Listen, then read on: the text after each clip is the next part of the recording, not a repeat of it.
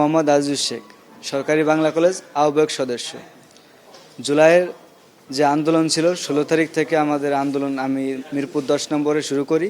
তো ওইখান থেকেই 18 তারিখে আমি গুলিবিদ্ধ হই এবং 34শে জুলাই যখন আমরা অবস্থান করি, তো দুপুর টাইমে ওখানে অনেক গুলাগুলি হইতেছিল, বিকেলেও হইতেছিল। তো তৎক্ষণিক যখন পুলিশ ঘেরাও করে এবং আমাদের চারিদিক থেকে ছাত্রলীগ পুলিশ ঘেরাও করে, তো আমার যত ভাই বোনেরা ছিল সবাই পিছন দিকে চলে যাইতেছিল, মানে সামনের দিকে কেউই আগাইতেছিল, মানে এক পা আগাইলে দুই পা পিছ হইতে যাইতেছিল। তো ওইখান থেকে আমার মাথায় একটা চিন্তা আসে যে আমি যদি আমার বাংলাদেশের স্বাধীন পতাকা নিয়ে আমি এই ফ্লাইওভারের উপর উঠে দাঁড়াতে পারি, তাহলে হয়তো আমার ভাই এবং আমার বোনেরা, আমার সহযোদ্ধারা আমাকে রেখে চলে যাবে না। তো ওইখান থেকেই আমি তৎক্ষণিক মিরপুর ফ্লাইওভারের উপরে উঠি এবং আমার বাংলাদেশের স্বাধীনতা পতাকা আমি ওইখানে উত্তোলন করে দিই। তো তার কিছুক্ষণের মাঝে দেখি আমার ভাই ব্রাদাররা আরও আমাকে দেখে অনুপ্রাণিত হয়েছে এবং সাহস পাইতেছে, এই সামনের দিকে এগিয়ে গেছে।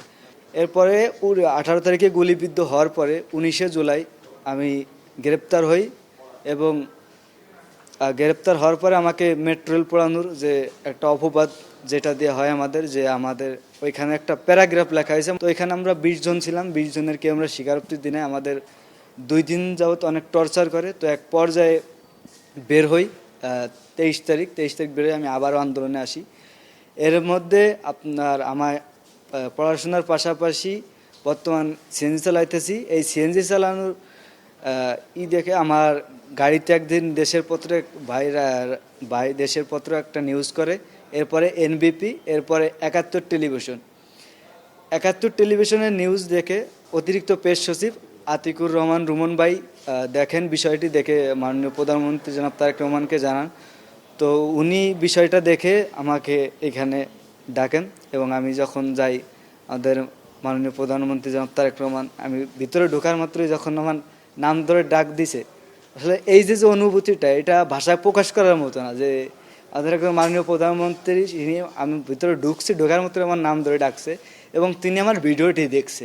মাননীয় প্রধানমন্ত্রীর কাছে পতাকাটা আমার দেওয়ার একটাই ইচ্ছা ছিল যে আমি ছোট থেকেই আমি বিএনপিকে ভালোবাসি এবং আমি 2018 থেকে ছাত্রদলের সাথে সক্রিয়ভাবে ছিলাম এবং প্রেসিডেন্ট জিয়াউর রহমান এবং মরহুমা বেগম খালেদা জিয়া এবং বর্তমান মাননীয় প্রধানমন্ত্রী জনাব তারেক রহমান, তাদের যে একটা ধারাবাহিক আছে, আপনি দেখে থাকবেন আপনারা, যে জিয়াউর রহমান এবং মরহুমা খালেদা জিয়া তারা কিন্তু বিগত দিন ধরে স্বৈরাচারের বিরুদ্ধে আন্দোলন সংগ্রাম লড়াই করে গেছে।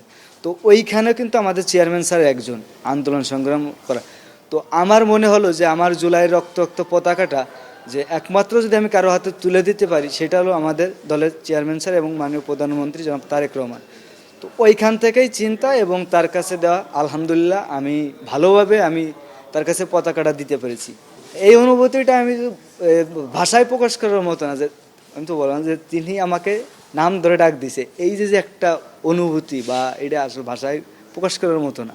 এবং আমার রাত্রে আমি 2টার সময় ঘুমাইছি এবং 3টার সময় আমার ঘুম ভেঙে গেছে, আর ঘুম আসতেছে না, এবং কখন যাব। তো সব মিলে আলহামদুলিল্লাহ যে আমি আমার দলের চেয়ারম্যান এবং বর্তমান যে বাংলাদেশের প্রধানমন্ত্রী জনাব তারেক রহমানের হাতে পতাকাটা তুলে দিতে পারছি, তাই আমি খুবই আনন্দিত। উনি আমার বিষয় শুনছেন যে আমি কিভাবে সিএনজি চালাতে আসলাম, এর আগে কি করতাম, বর্তমান পড়াশোনা কিভাবে করতেছি, কিভাবে দিনকাল কাটাচ্ছি, এই সব কিছু জিজ্ঞেস করছে।